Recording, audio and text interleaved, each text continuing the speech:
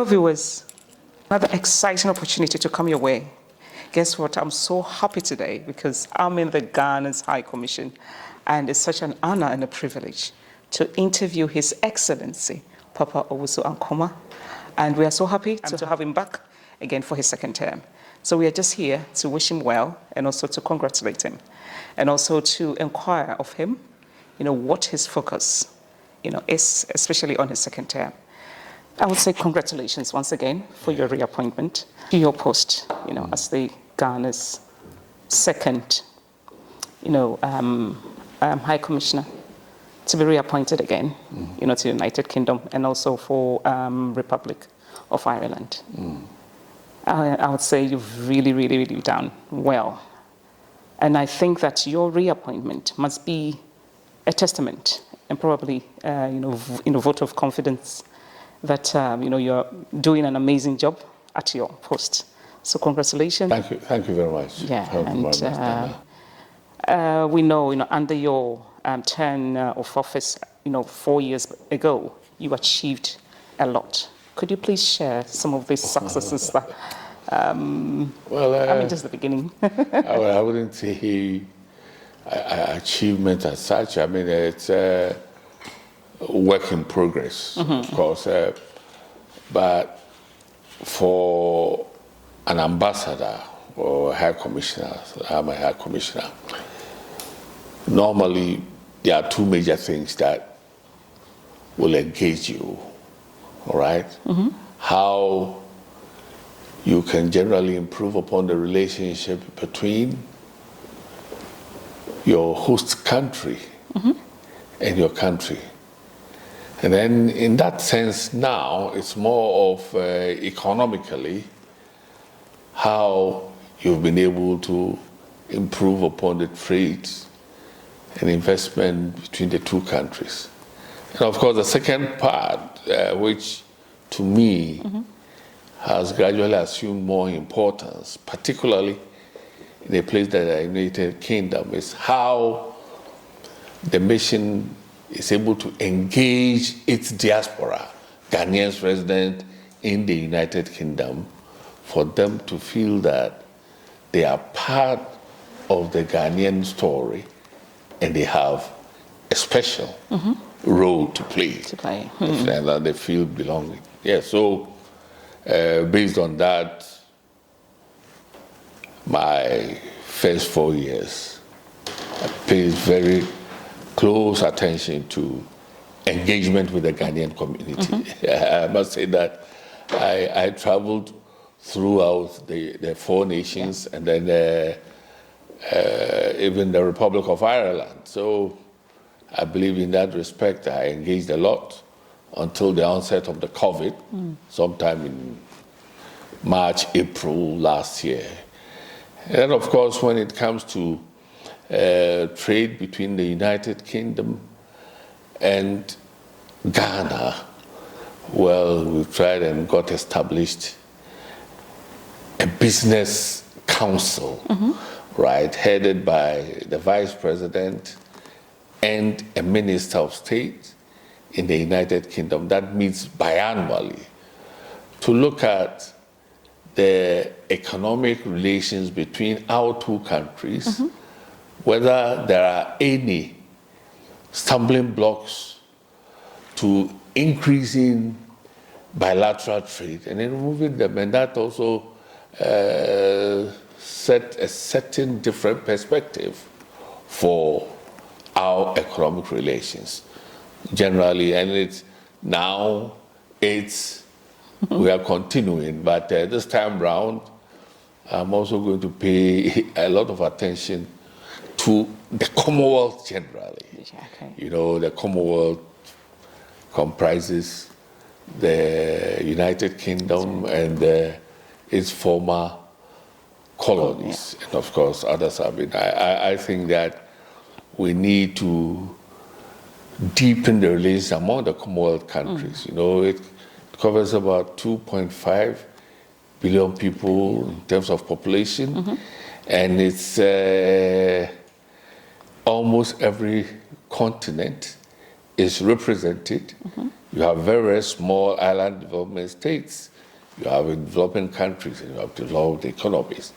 I mean, we share a common history, common legal systems, and our people, as far as even the UK is concerned, I mean, you will find every Commonwealth citizen, you know, from every Commonwealth country resident here, and you have them occupying positions in government, in business, etc. Ghana, for instance, we now have a member of cabinet, Kwesi Kwarteng. Yes, I mean, so how do we leverage these relations and make them into something that Commonwealth members of Commonwealth countries or nationals will find more relevant?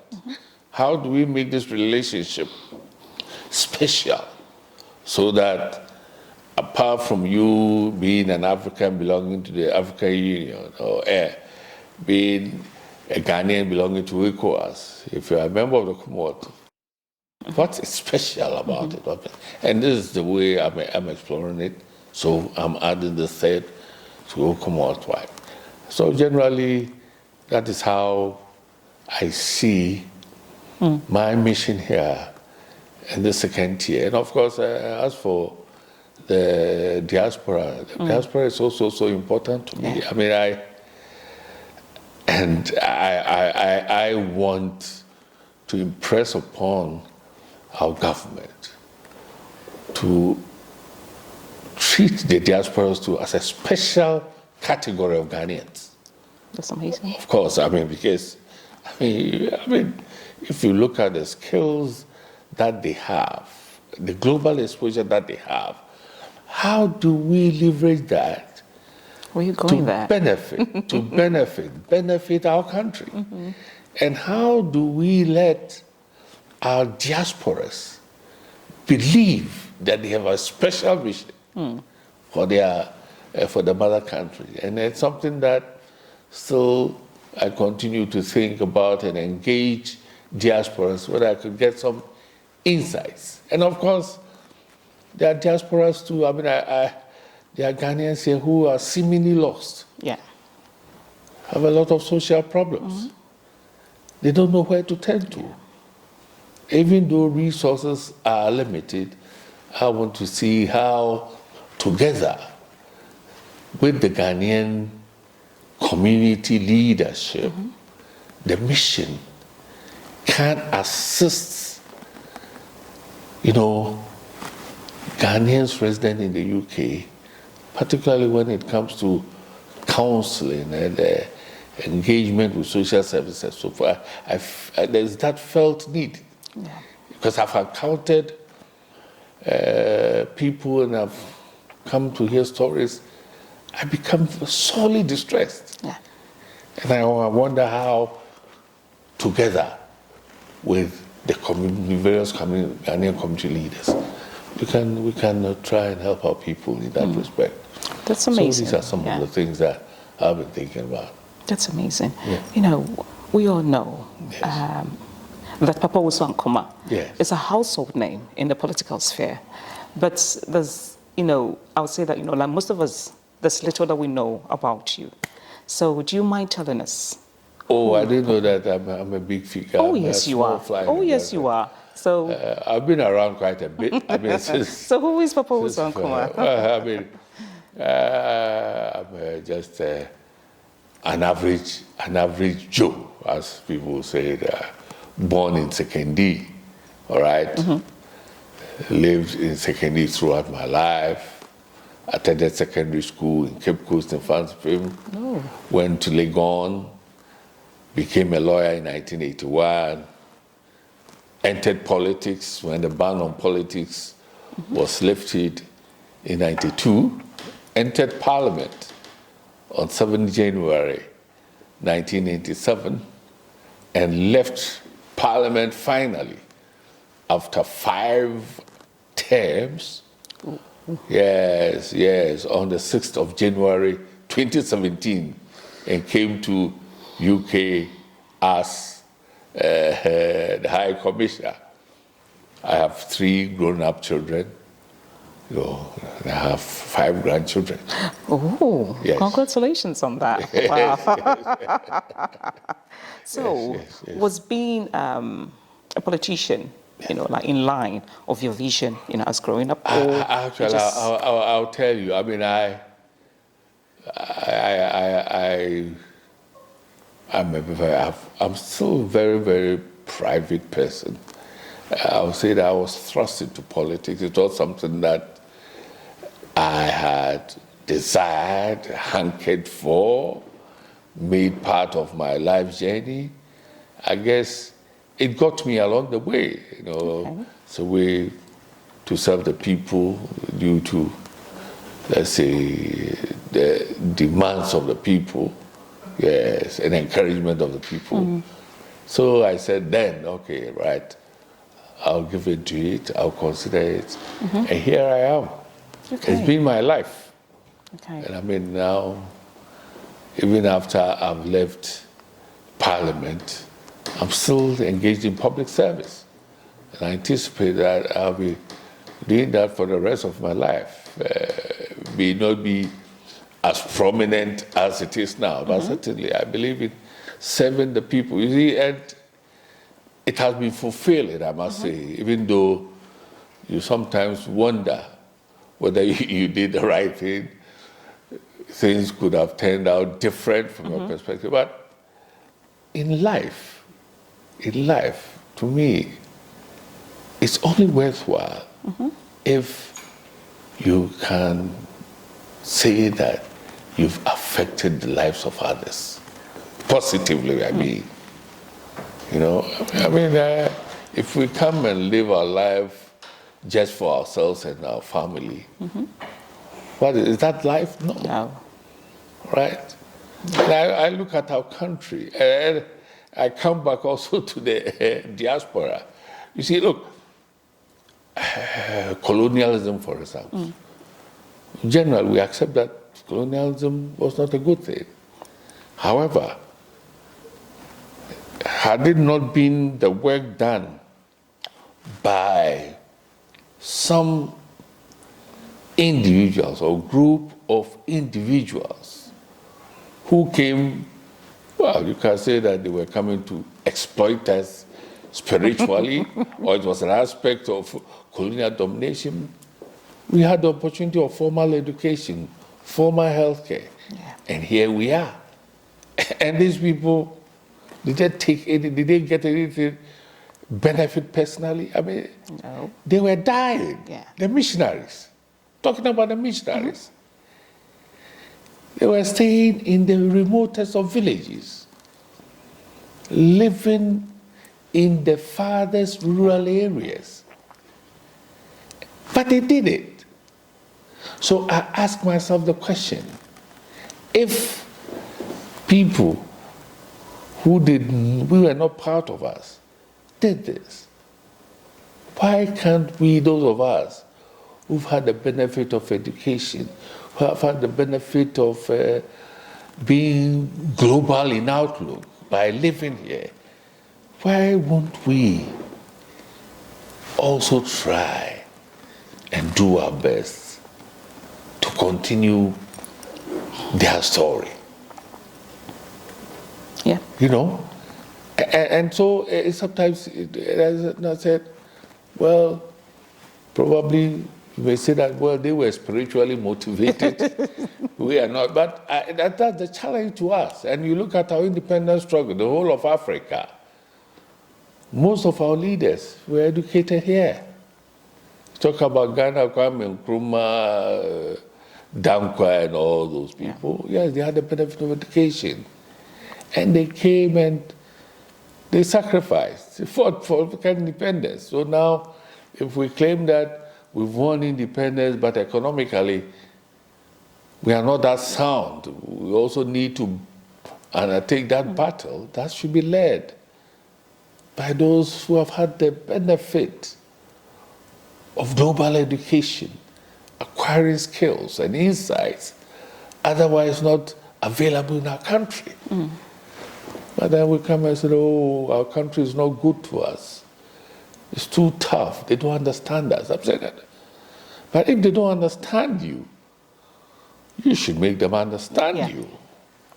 So for me, that's the challenge for the diaspora in the 21st century Africa. Under your term of office, a lot was achieved. And I would like to say congratulations for that because, under your term, the High Commission became a one-stop, for information. Information was readily available. And we got to know, what was actually going on in Ghana. Everything was actually transparent on your website. I would say that, your website, became a bit upgraded and everything. So, and a lot, you were in direct contact, with the community. And we also know that you have actually built a proper, reputable, I'll say, you're so wholesome in terms of your character, and we've not actually heard or seen any scandal associated with your personality, which is so, uncommon, in our African politics. I'm coming, just hold on. So we just want to know, what are your guiding, principles, your ethos, or ethos, yes. No, that is actually... I wouldn't, look, please, I beg you, when I hear something like that, I get scared. No, it's because true. Because it puts me on such a high pedestal. And You've I always say that it. I'm just a human. I'm human.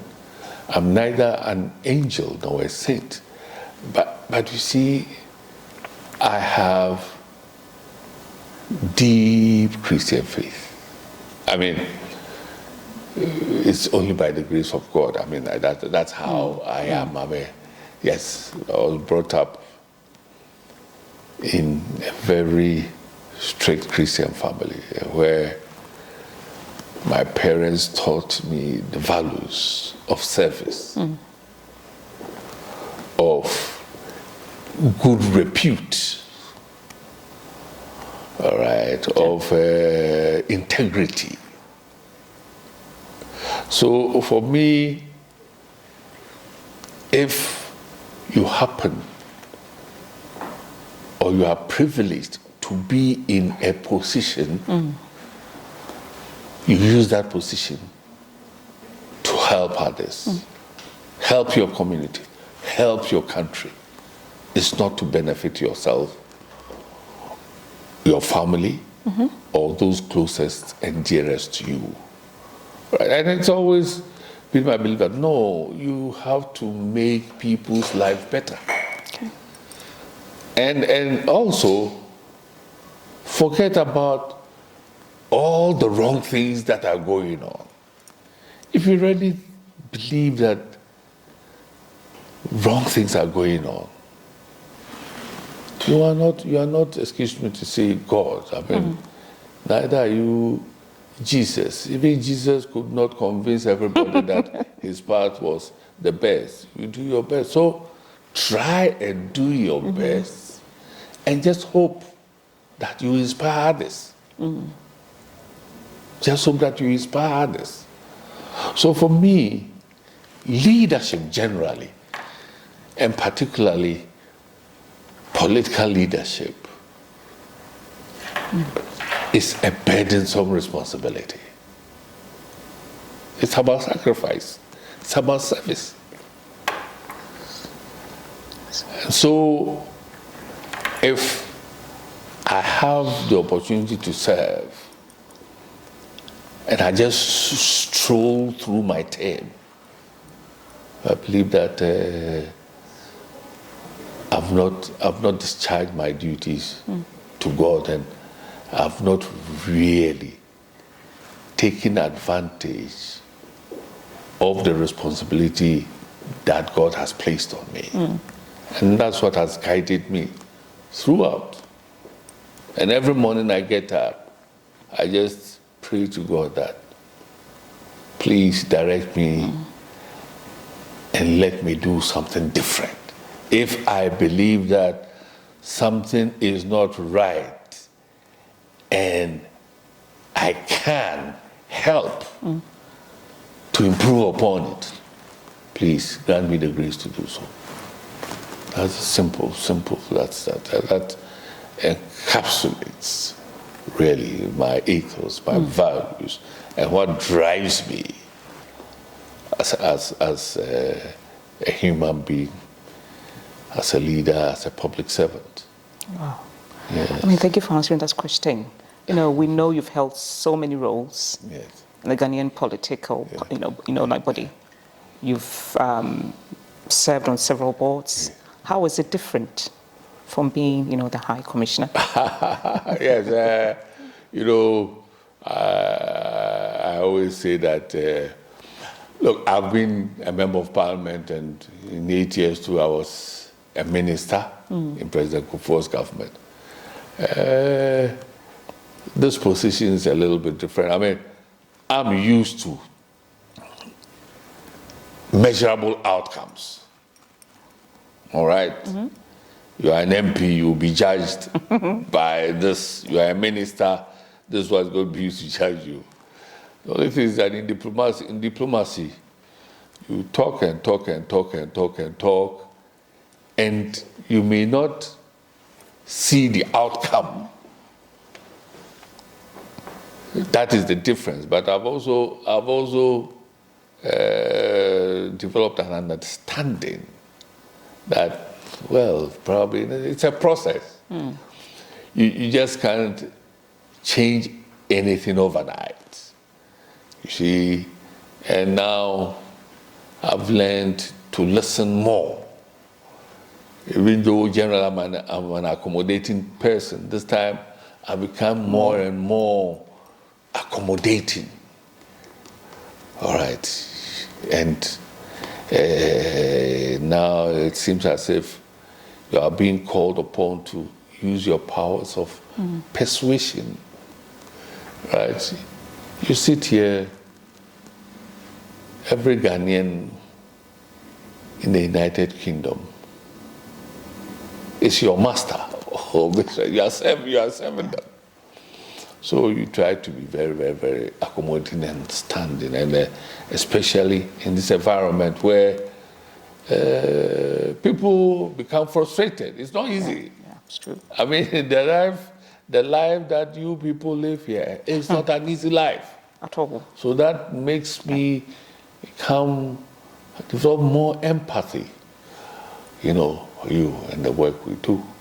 So generally, that's how different it is. But of course, it's also quieter and calmer.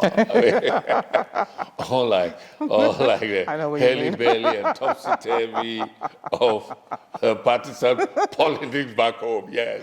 Where it's more of a robust, yes, that's it. Yeah. This is calmer. But all along, I believe that by God's grace, we are soldiering on. Yeah. I mean, now let's talk about the High Commission now. Yes. What are the major tasks of the High Commission? Well, as you have, it's a representational role. We represent Ghana in everything. So this mission serves as a conduit between Ghana and UK, and the UK and Ghana when we come to the United Kingdom. So you find yourself being called upon to represent your country at almost every public event. And of course, you, as the representative of a country, you serve as a source of information. I mean, that's it. I mean, anything needed, information needed about your country, you are supposed, the mission is supposed to be the custodian of the information, even though in actual fact you may not have it. And of course, this is the home of all Ghanaians. Ghanaians in the United Kingdom, even though I know that many Ghanaians don't want to be seen even within a mile of the mission. I don't know. People ask, yes, Yes, no, they are scared of the mission. I don't know. Yes, that's true. That's news to me. So yes, oh, I'm telling you. Oh yes, Wow. oh yes. So, well, that's why we try to reach out to the community.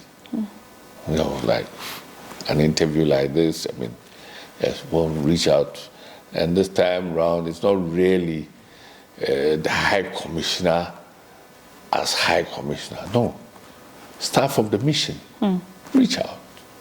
Yeah, so tomorrow we'll be attending some funerals. So yes, we'll be invited to funerals.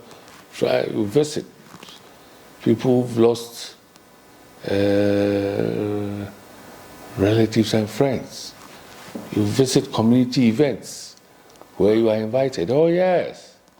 I mean, yes. And Okay. you know, it's not easy. I mean, in London alone, you may have over 50 community associations, Ghanaian community associations, ranging from ethnic group associations to churches, to school, all students, and so forth. Yes, and you try to engage them. It is not that easy, but that's why we are here.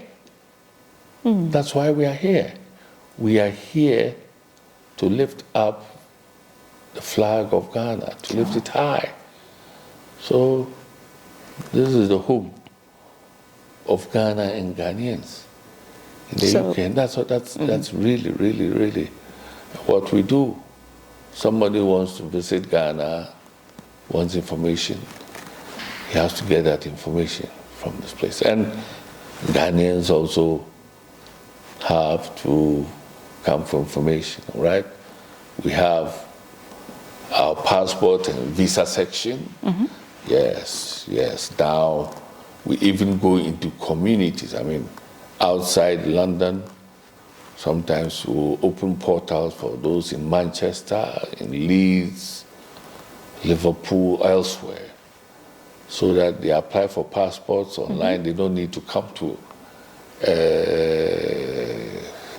London. Then after we've captured their biometrics, then we go there. So after we've gotten their particulars, we go to the communities and then take their biometrics and then post the passports to them. Yes. So I always brag that in the UK it's easier to get a Ghanaian passport than in Ghana.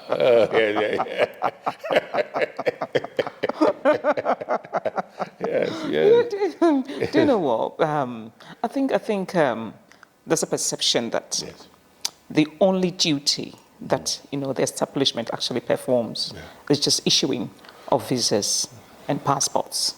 So when you tell people, people that the High Commission actually does more than issuing of visas and passports, don't you think that there hasn't been a lot of engagement within our community for people to know the core tasks of what the High Commission I think you made a point. I believe that we need to intensify that education, in terms of the information.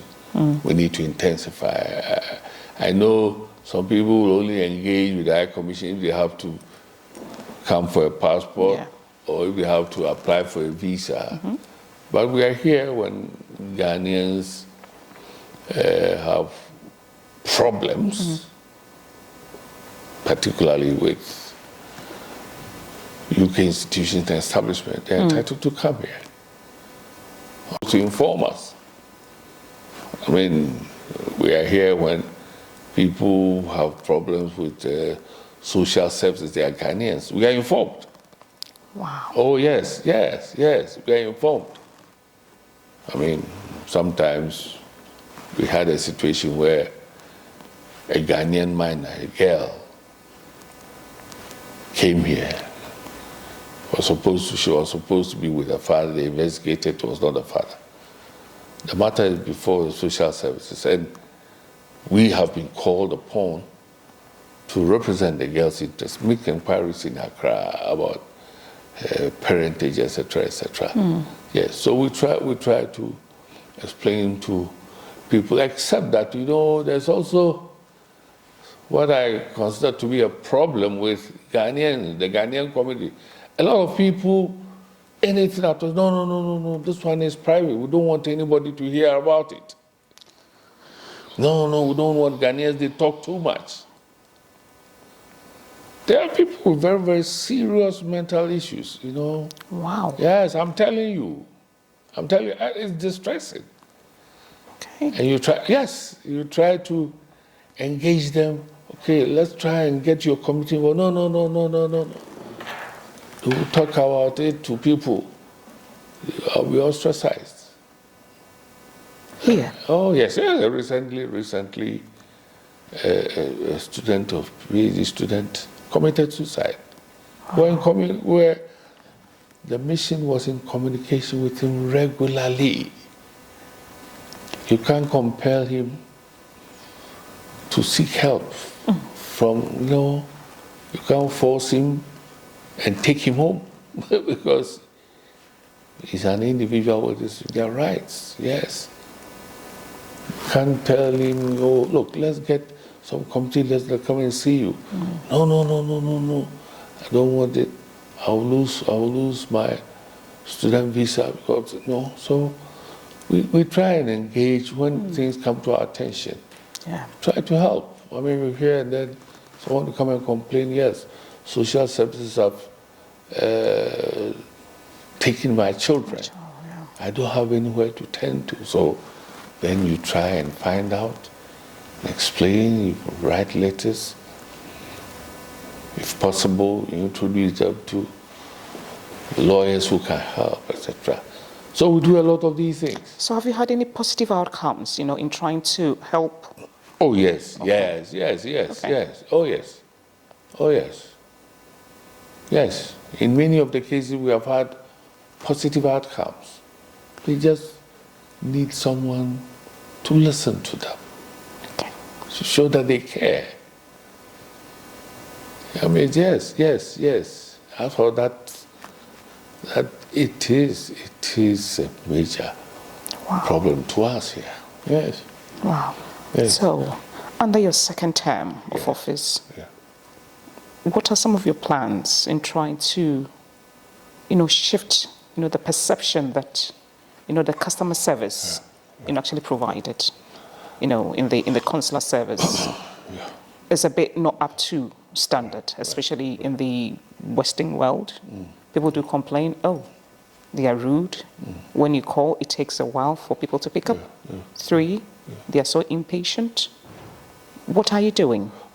Well, even in customer service, for instance, I mean, when it comes to customer service, we're talking about the passports and visas and so forth. These days, we are encouraging people to chat, not to talk, but send messages so that we can track them.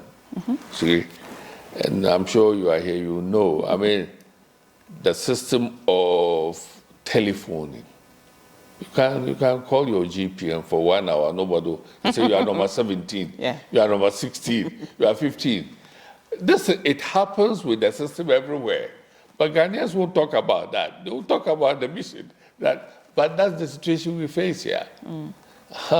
So we're trying to change it so that instead of somebody being on the telephone, we try and communicate via chat. But that one too is a problem. I mean, they will complain that and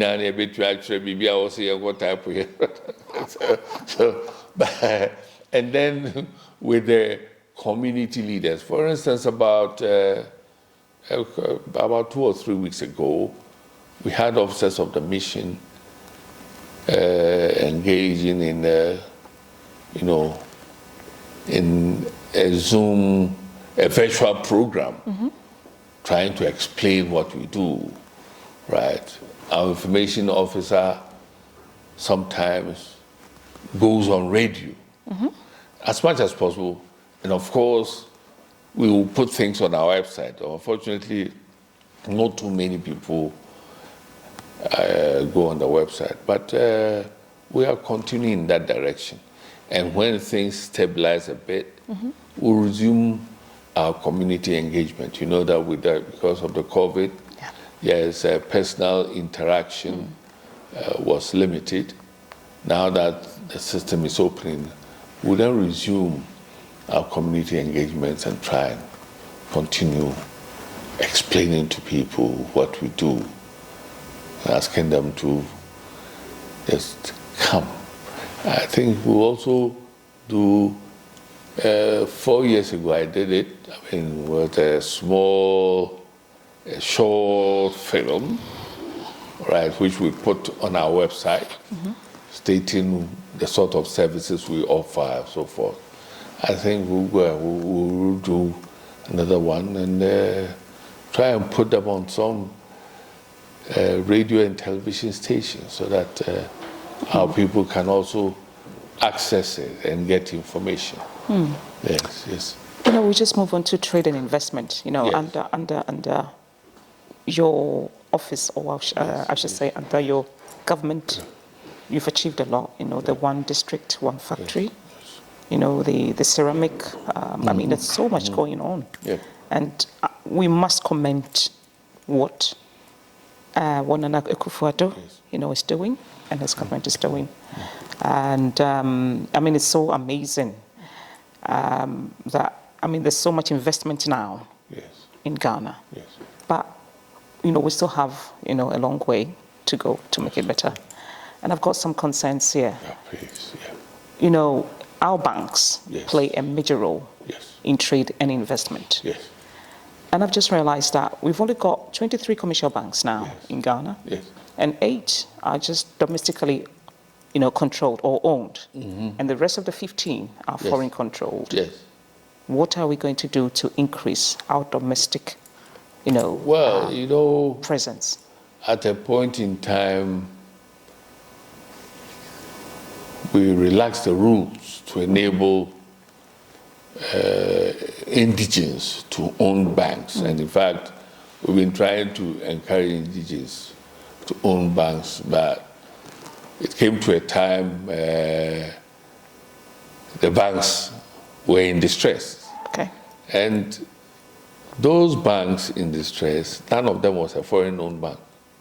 They were all local banks. And of course, the government had to save the customers' investment, so we tried and took it over, reconstituted it into a bank. We'll continue in that direction and then ensure that the oversight is stricter. Okay. But we still encourage, you know, but most of our banks are small. If a bank to underwrite even a $5 million facility may have to get another bank or some other banks to support it. So we are encouraging our banks to have the local banks to have a more solid financial base. Okay. Yes. And we're also encouraging them to link up with international or global brands, all right? And I'm happy to say that, well, the banks, those that have survived, are doing very well. I mean, just recently, is it CBG, which was an amalgamation of those banks? So yeah, they came to the UK, came to see us. They were engaged in discussions with some global brands so that they work together, they can syndicate loans together. But the fact is that the saving culture in our country is also quite low. Yeah. We are not used to saving, and we don't have much credit. All right, here, whilst interest rate is 0.1%, in Ghana, for the commercial banks, it will not be less than 20%. So in a country where you don't have a very efficient credit regime, it's not easy transacting business. That's why now government has introduced the Ghana card. It wants to link the Ghana card with all other forms of identification cards, so that when someone has a Ghana card, you can know the person's credit history. We have a credit bureau. We're doing all these things, digitalization of the country, then enables people to be tracked. Now the Ghana card will be linked to the tax identification number. So once you have the card, your identification number, every information can be tracked, just like this place. Yeah, so it's something work in progress. And, you know, we have this house numbering. I mean, we're trying to also digitize it. Yeah, which is about to ask you that. So that it started about 3 or 4 years ago. Yes, we're trying to progress it so that when you mention the house number, anybody can track it. You don't have to say that, oh, yes, you see, there's this big tree with a kelewele seller under it.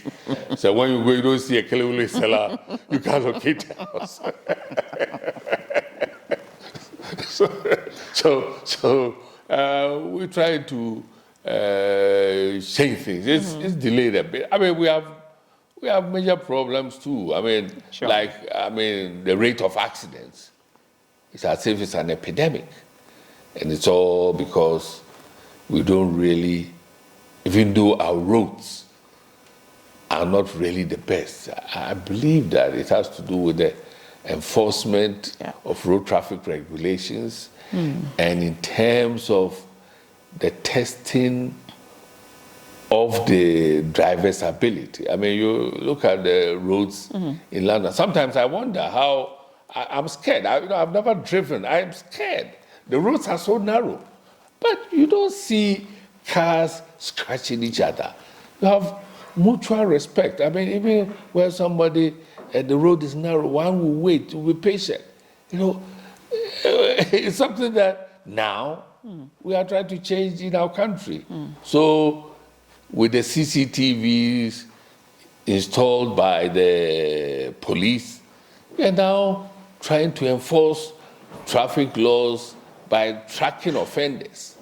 You know, so it's all work in progress, work gradual. We don't have to fall back, all right? But we just have to speed it up a bit, because the world is not waiting for us. Yeah.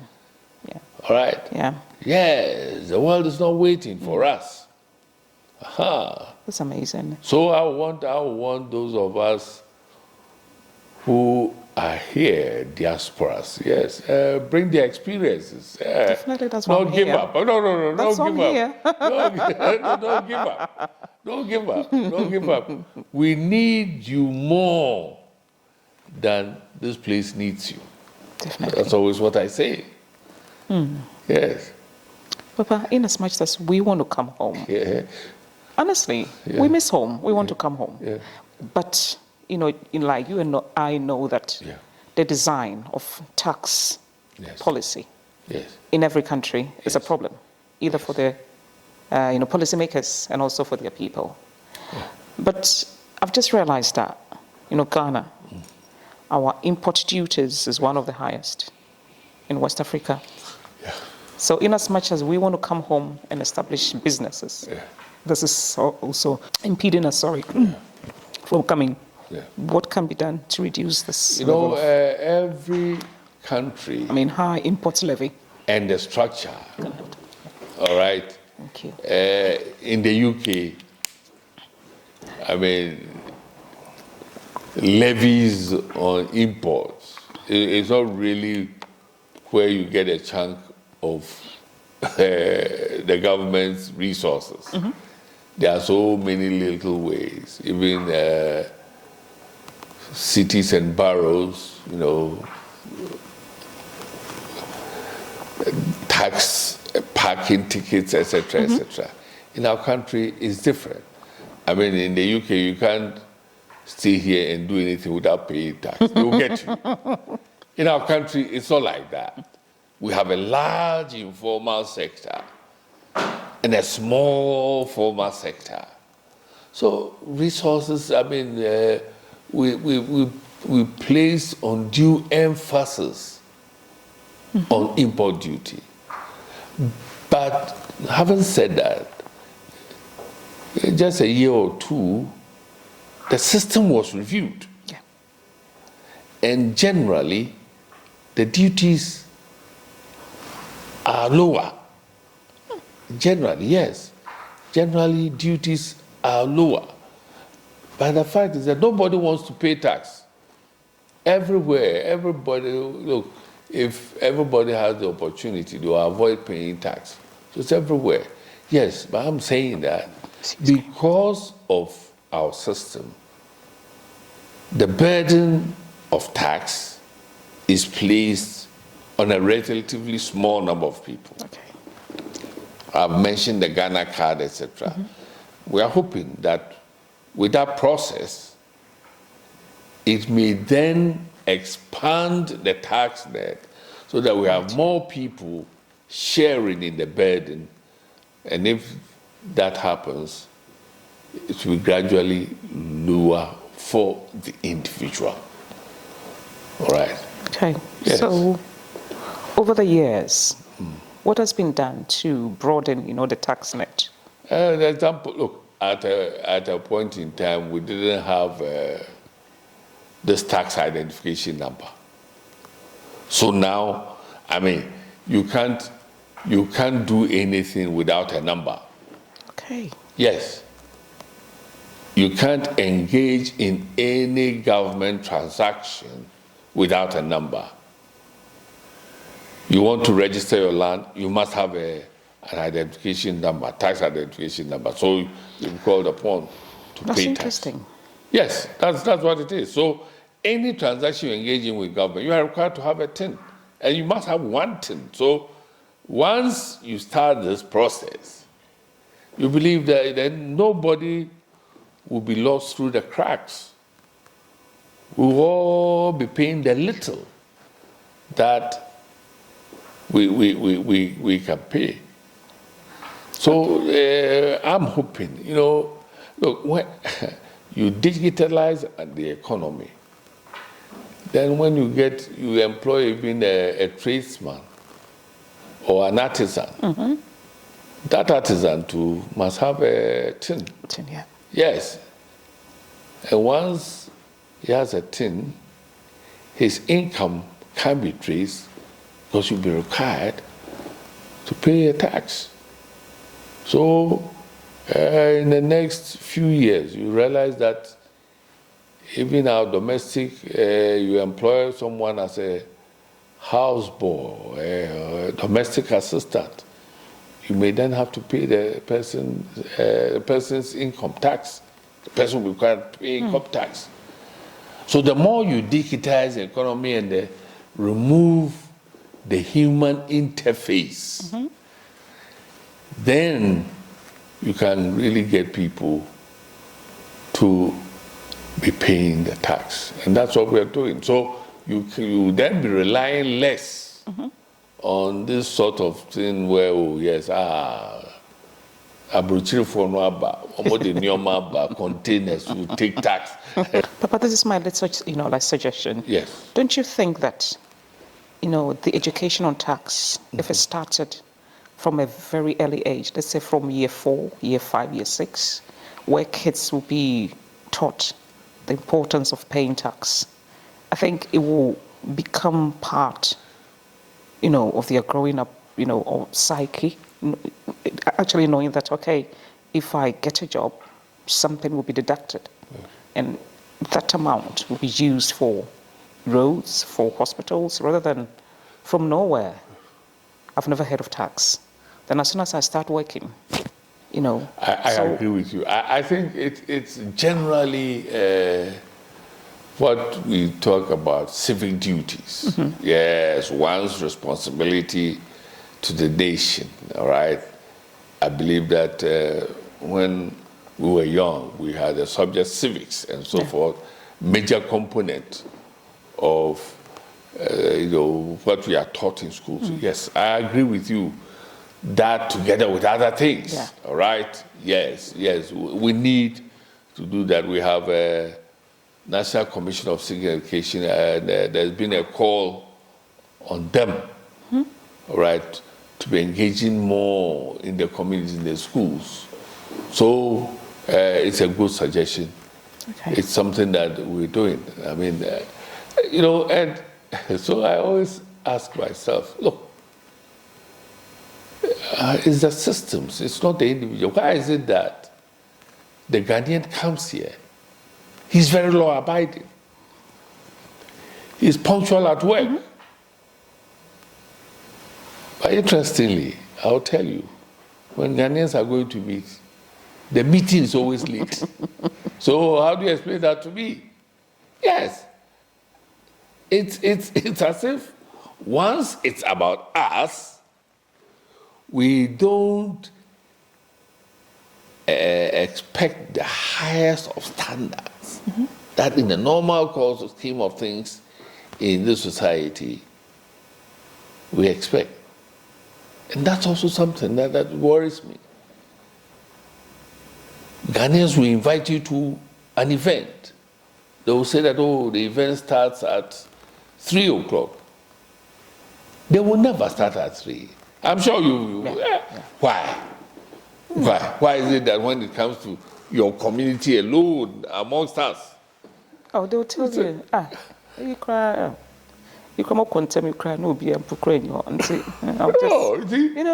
Yeah, that's it. But how come that when we are dealing with British society generally, we are prompt? When it comes to dealing within a Ghana, I mean, it's something that, So I'm saying that it's as if we think that for us anything goes. No. Interesting.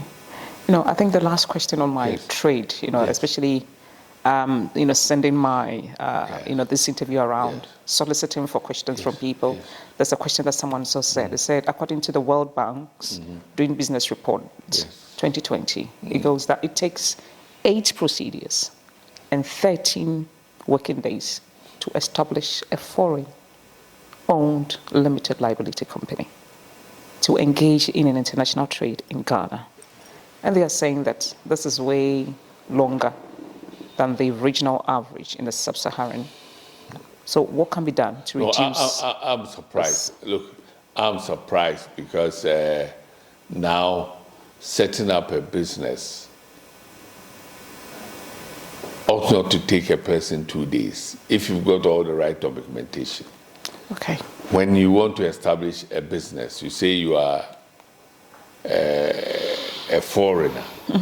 Yes, you must state the type of business, your source of funding. If you say that you've got money, the money must be in a bank account. Must be in a bank account. If your money is not in a bank account, you then have to go and open a bank account. And you know that even in this country, if you are not a resident or you don't own property, you can't open an account. All right, so, but it's certainly not that number of days. Okay. If you want to open a bank account, you must get a tax identification number. That does not take 2 days. So I don't know precisely if you want to repatriate your funding. Then even after you are going to register, you must register with the Ghana Investment Promotion Center. I agree that we must try and have a one-stop shop for everything, that you come here, whatever you have to do, you do it. You don't have to go to immigration then go to investment center, go here. Yeah. That rather delays. But over time, we have improved upon it. Honorable, a communique was, we're moving to health now. Yes. A communique was sent, I think, sometime last year, in our community, that you were not well. You've actually, yes. Yes. So, it went round, Yes. urging us to pray for you. So, which we all did, and we're so glad to have you here. Do you mind sharing, the treatment that you had in the hospital? We just want you to. Oh, you know what? I mean, as for what happened last year, I can say that I'm here only by the grace of God. So it wasn't fake news; it was real. Because some people were like, "Oh, it's fake news." I was on ventilator for 12 days. You're joking. I was in hospital for a month with COVID. And I was on ventilator for 12 days. When I was discharged from hospital, I had to use a walking stick for 1 month. Oh, no, seriously. At a point in time, I think they even wanted to take me off the ventilator because they said the ventilator could not do the work. Yes, so it was serious, and I thank those the hospitals, Royal Free Hospital. Mm-hmm. Yes, I would say that the treatment is first class, and that's the sort of system that some of us want to see the National Health Service in Ghana graduate to. Mm-hmm. Yes, because I was there. I was in ICU. 12 days, of course. I was in a coma then. Coma, yeah. Yes. Mm. I was not charged a penny. I didn't pay a penny because I'm also on national health here as a diplomat. Mm. All right, and they took very good care of me and gave me a walking stick. Yes, as part of my rehabilitation, walking stick. It's I know there are problems with the national health and so forth. I hear that, but it's one of the best. Is there any way that we can have a workshop where we can have, knowledge sharing, between the UK institutions and the Ghanaian institutions? Because I believe, like in sectors like, the health, education, any sector that we can actually exchange, knowledge.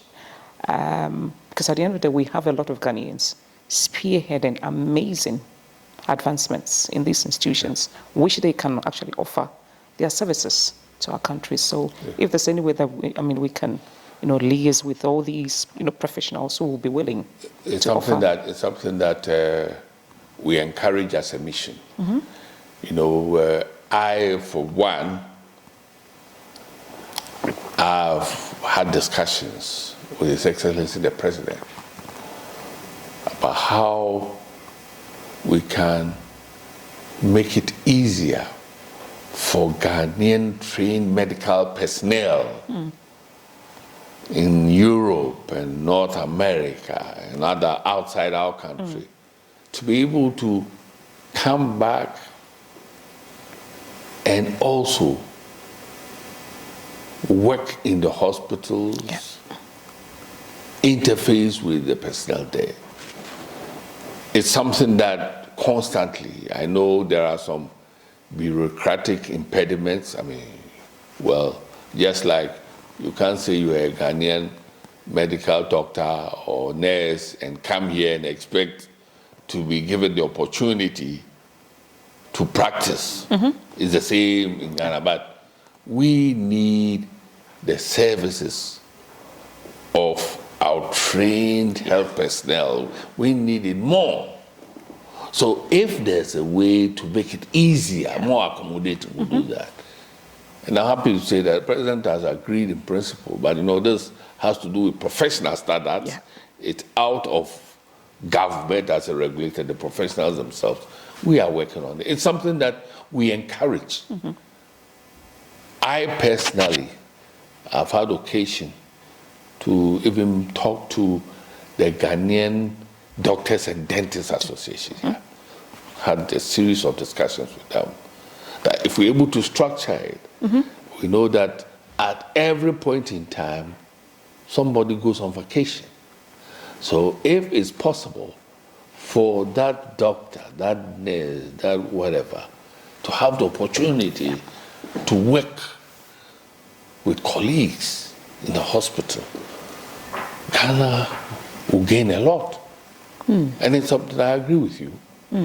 And I'm even in terms of the Ghana-UK relationship. I've initiated discussions, particularly when it comes to nurses, that if we could have the opportunity of some nurses in Ghana coming here to be attached to some institutions, it could be then a year or two they get and they go back, another cohort comes. These sort of things, yes.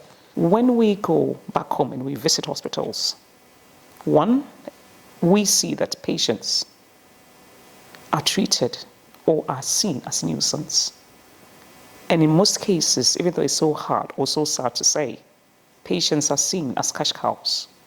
There isn't any empathy, no respect, no paying attention to details, and it's so frustrating. You have to be somebody to be respected, to be recognized when you visit, some of these hospitals.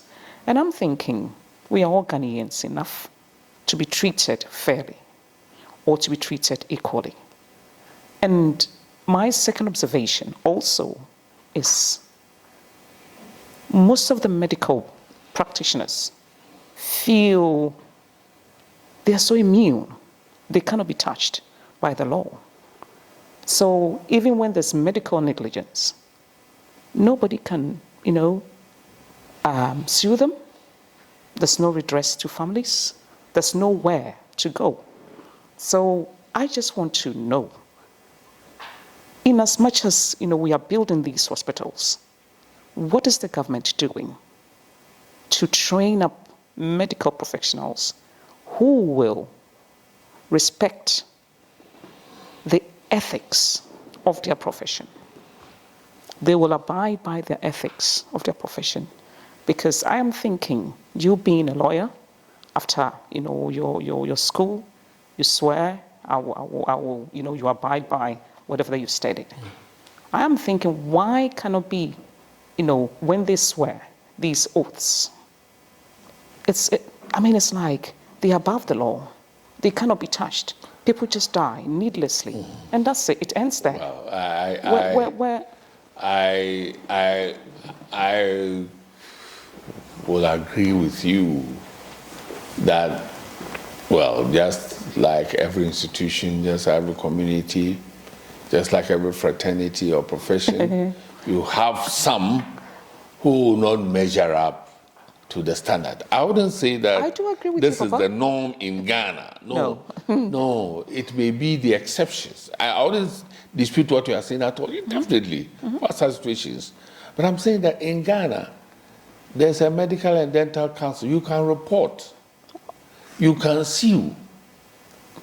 This is my first time I'm hearing this. Oh, why? Has anyone been denied the right? No, it's just that, you see, in Ghana, I would say that we have this culture. I wouldn't say whether it's a doctor, whether you can't challenge you don't challenge authority. So sometimes, even when you ask something of a doctor, someone say, hey, how? What do you know? You are challenging the doctor. It's part of our culture. It's changing. It's changing. Yeah. It's changing. Here, the doctor prescribe medication. You can say, no, doctor, I've read the medication. This one, it's not supposed to be that. the person may not take offense. In Ghana, probably the person will be offended, even that you're asking the question. But medical negligence, you can sue. Look, it's even easier to sue in Ghana than in the UK, I'm telling you. It's just, yes. How many doctors have been found liable even in civil cases for medical negligence? In Ghana? Here. Okay. No, it's exceptional. In the US, yes, as for US, you have to get medical insurance, professional insurance, so on and so forth. But I know, I wouldn't say that our system is perfect. There are shortcomings. Yes, accountability issues. I mean, but we are working at them. But it's not as hopeless as that. Because, you see, we want to be what we also medical tourism. And if we want to be the center of medical excellence, if not for Africa, for West Africa, we are working at it. We're working at it. Professional standards, accountability, there's a lot more that we ought to be doing in our country. I will concede to that. And it's something that we are working on. This is my last question, because I know you don't have too much time. I interviewed 2 entrepreneurs from Ghana, young entrepreneurs from Ghana. They have this, amazing, business project. One lady turns, plantain stem, and I think corn husks. They turn them into paper bags. And another one is also, also innovated traffic lights with a camera. Yeah, but when they have these, business and like innovation events, and you have government officials coming in, they promise them, okay, we'll finance, we'll come back and look into it, and that's it. They don't hear from them again. But they have, I just looked at their project, and if supported, will cut down on emission, and their project is climate friendly as well. So I'm thinking, with these up and coming young youth coming up, they have so much in them that I think when they come up with such innovations, the government should actually look into that, and if there's any support, they should also actually support. I agree with you, but I know that there's that form of support in Ghana for innovators and those having startups. Okay. There are funds that have been established for that purpose, and I think just recently the president even earmarked a certain sum of money and said they should have a competition, and the first 20 or something will be supported. So they need to, there are various agencies, but really it's the Ministry of Trade. It's the Ministry of Trade that you have all these various institutions and incentives, and it's something that I would encourage you to tell them. Are they in Ghana or they are in the UK? In Ghana. Yes, they should explore that. They should explore that. Wow. Yes. Wow, Your Excellency, thank you so much for your time. Thank you. I do appreciate you. I mean, looking at how busy you are, you've taken time out of your busy schedule to answer a lot of my unanswered questions, even though I still had a lot of questions to answer, but that will be for another time. Yeah, but I would say thank you so much. Thank you. I really appreciate your effort and also your time. And also congratulations for coming back to serve us. Well, and we wish you well. Thank you very much. We wish you well. So thank you. Nana Hagen. Nana Hagen. Yeah. Yes, thank you so much for your warm words of encouragement. And I must say that I must commend you for the very professional manner in which you have conducted this interview. And it was my pleasure to avail myself. You are always welcome.